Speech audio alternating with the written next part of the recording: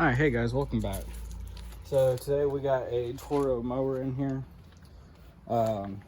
What's wrong with it is the switches that are on it have gone out. We need to replace them. I'm going to show y'all. I'm going to show you how to replace them. I'm going to show y'all a cool little trick. What you need to replace this is usually a pair of pliers and a flathead. Pair of pliers is in case the old one's being unruly, and a flathead so you can get in there and actually pry on it in the correct position. But together, this is an OEM part from Bill's Place Parts Outdoor Power, and they cost me, prices on there, I don't have a receipt on me, I'm pretty sure it was $23 for both of these. I'm going to show you how to replace this. I'm going to show you a cool little trick with these Toros. There are 3 on each side, 3 of these T30 screws, one here, and one on the side here. And what that does, this is a casing on this mower. So after you remove those, you take your gas cap off. Make sure everything is clean around the gas cap, and then you pick it up, and it comes right off. We'll set that aside. I'm gonna do the other one so you can see what I'm talking about. Put the gas cap back on.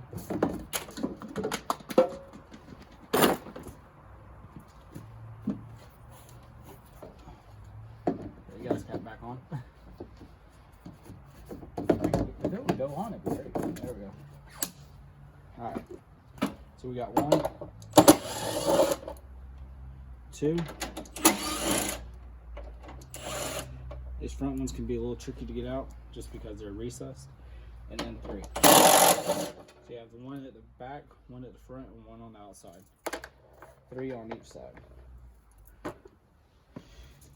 And for this one, I don't think we'll be able to lift it all the way up because of our plate here. Let's get this off.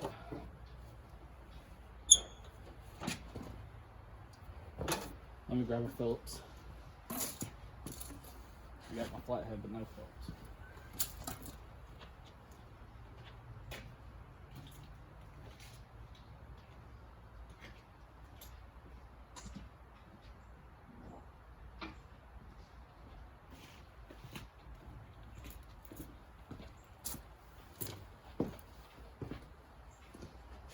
You may have seen this in my past video. It's one of my favorite screwdrivers. It's a Harbor Freight screwdriver. One reason I like it. It comes apart like that. This has the large Phillips and flathead, so number 2s, and the number 1s on the other side. The other reason is this is a 1/4 inch fitting, and this is an 8mm fitting, which is good for most of your push mowers. That's the reason I like this screwdriver so much. I get a couple of new ones every year. They're, I want to say $2 a piece, so it's fantastic for me losing my screwdrivers all the time. I'll take this out.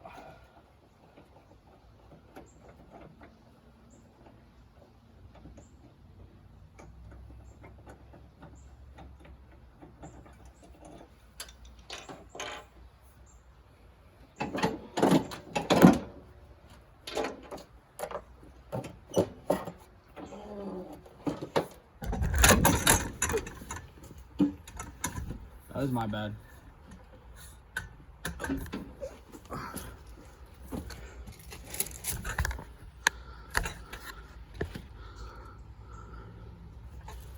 Alright, position y'all here. Sorry, that was my bad. I have the feet was right next to the deck, and I just lowered the deck. And let's go ahead and remove this.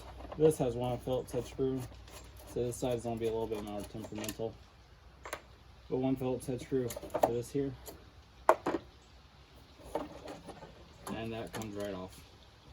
I'll move everything out of this little container here.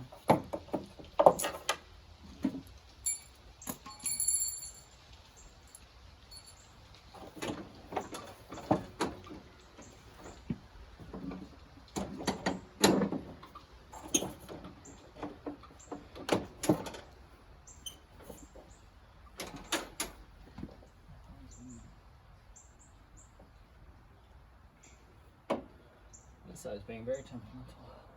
I wonder if that's why he never.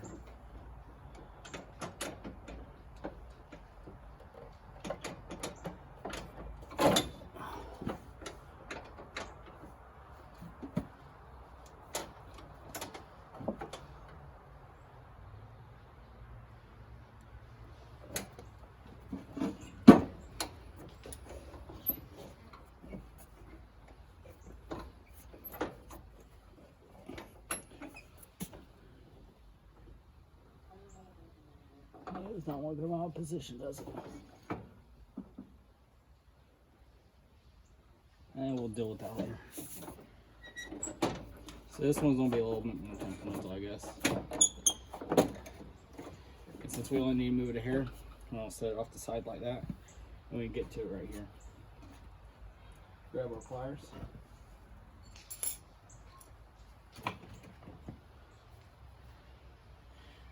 And we're gonna go in from underneath, from the side.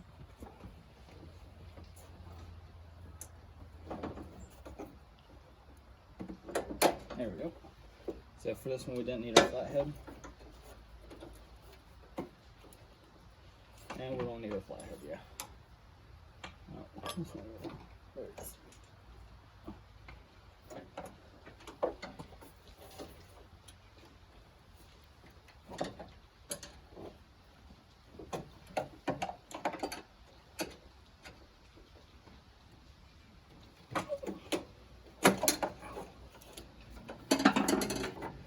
And there we go, there's our first one.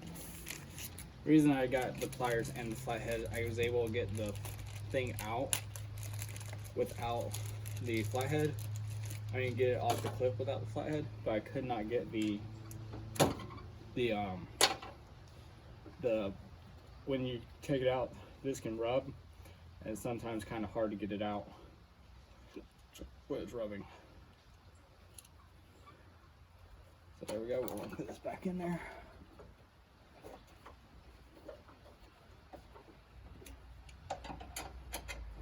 Also helps if you have the flathead, you can line it up more easily.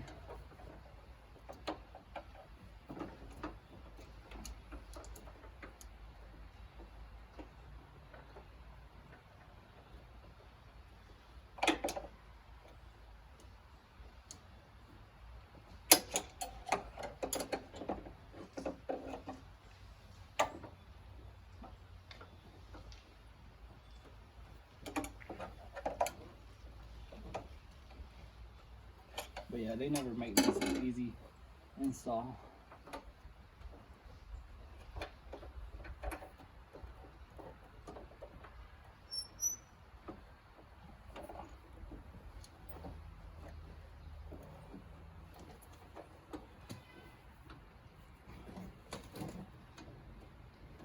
Trying to get it in there is the biggest pain.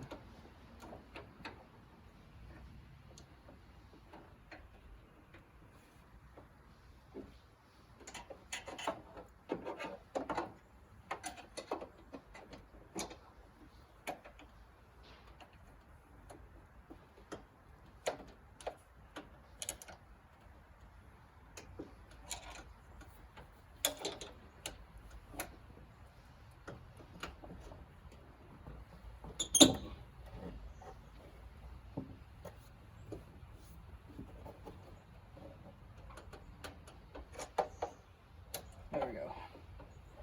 Once you get that little tab in there, it's pretty easy to put in, but it can be a pain to get that little tab in there because it's so tight. That goes underneath there. I'm gonna go ahead and put this one all, so that's all good to go now. I'll tell you that. We're gonna put our 3 back in there. This is so we just don't lose them. And we can call this side completely done.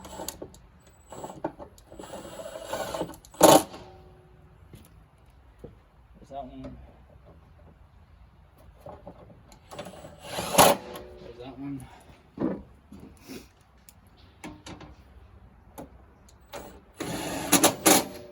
There's that one. And then we're going to put our little head here back on.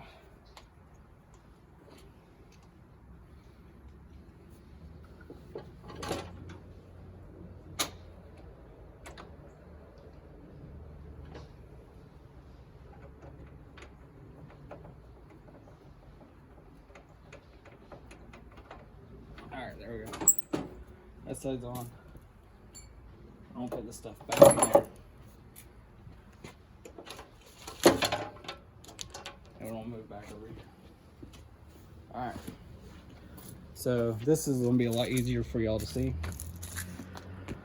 We shouldn't need our Phillips head again. But I'm going to zoom y'all in here.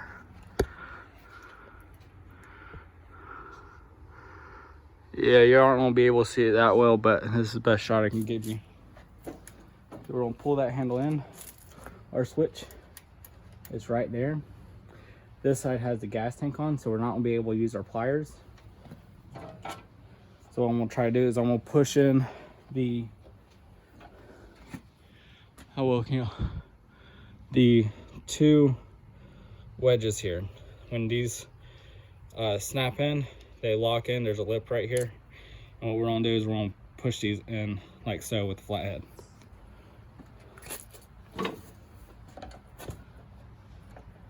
There we go. There's that side. And there's that side. Now this side, let's see how easy it comes out.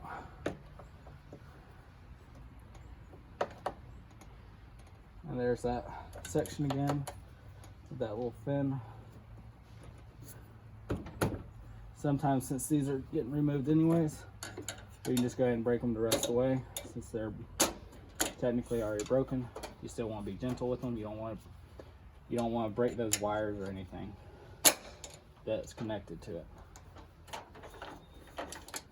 So there we go. Grab our second one here.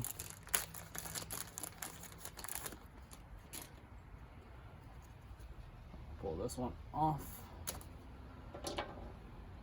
Put this one on. Make sure that you get your tongues in the right spot. If they have a really hard time going in, do not force them, because right here on top, that's the release pin to pull the wires out and swap this out, or to change out those connectors. If you put them in that pin, it could dislodge them and it could get loose and ruin everything over time. So if they don't go in really easily, like if they're sticking halfway out and you can't push them any further, do not stick them in any further. I'll put this in here like so.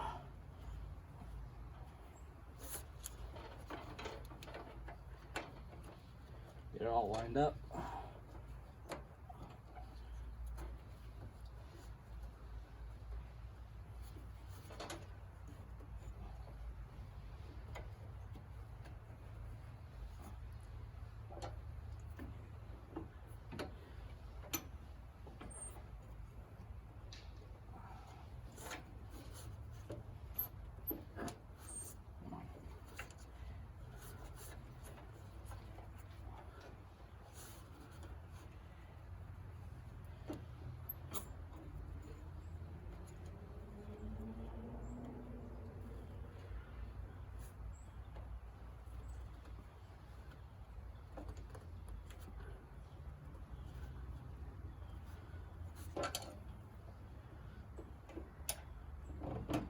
There we go.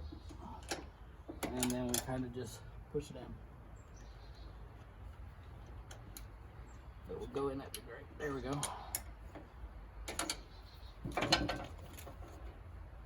Alright, and then we check it. Not pulled on anything, and it goes all the way down. There's those put in. Grab our Phillips head again. But yeah, these aren't too old. But he mistreats this. It's probably been sitting out in the rain, and it's been raining a lot and getting down to freezing temperatures, so it could have fried that.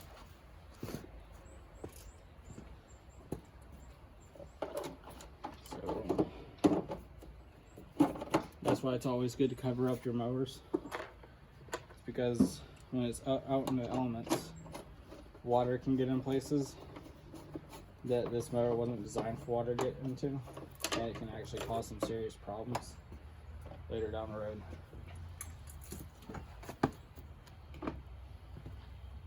You know, we'll grab our beauty plate here is what I'm gonna call it, because that's what it is technically. Remove the gas cap.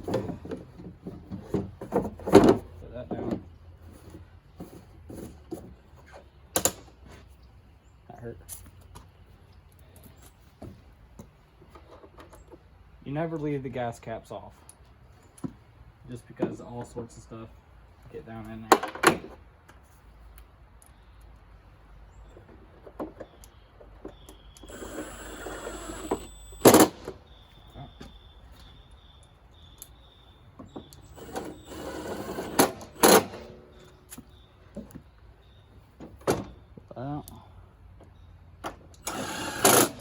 But these are always exposed to elements, so if there's always rain, I don't like this cut. They make it where it's perfectly parallel instead of just cutting it off and having a hollow spot there. It lets the water, if there's a heavy rain, fly into that switch, which is a really bad design, but that's a very easy thing to miss on designs. So now, let's see if it runs. We got the brake on, I think. Yeah, the handles are the brakes on this. Yep. Let's see if I can get on there and do it. The switch got put up. Yep. So that means this. I got a new. Let's zoom back out. I got a new starter here. Oh, not this one.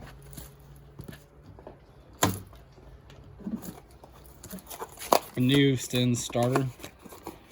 We're gonna put this on there because I figured that he's been cranking on this thing a lot with the switches bad, and you crank on these too long, let's see how, yeah, the two poles here, there'll be electricity going through into the magnet that connects these two. There's a magnet in your electromagnet. It connects these two sides. This is positive to the battery, positive to the engine. And the electromagnet, when there's a charge put through these, it either repels or pulls together and connects these two ends and causes a complete circuit. And if this electromagnet keeps going and going and going and working, this can get hot and the internals can actually break, and then there's no more connection between these two. I think that's what happened to this, or if these are really badly rusted, the insides could be shot. Mainly due, this is the weak point, but a lot of times you'll still hear the electromagnet click, and it will be the poles it'll click, but the poles still won't be connected. When you do it with this one, you can't hear anything but the key switch. So that means the electromagnet is screwed up. The electromagnet for these two are screwed up in there, and we're gonna change that. We already connected 2 poles on that one, and it works perfectly. So I'm gonna determine this, the electromagnet. So we're gonna replace that. All you do is 2 bolts. You stick these on there, you stick those on there. I'm not gonna show you all how to do that because there's 2 bolts that hold this thing in. But y'all have a good one. Thanks, bye.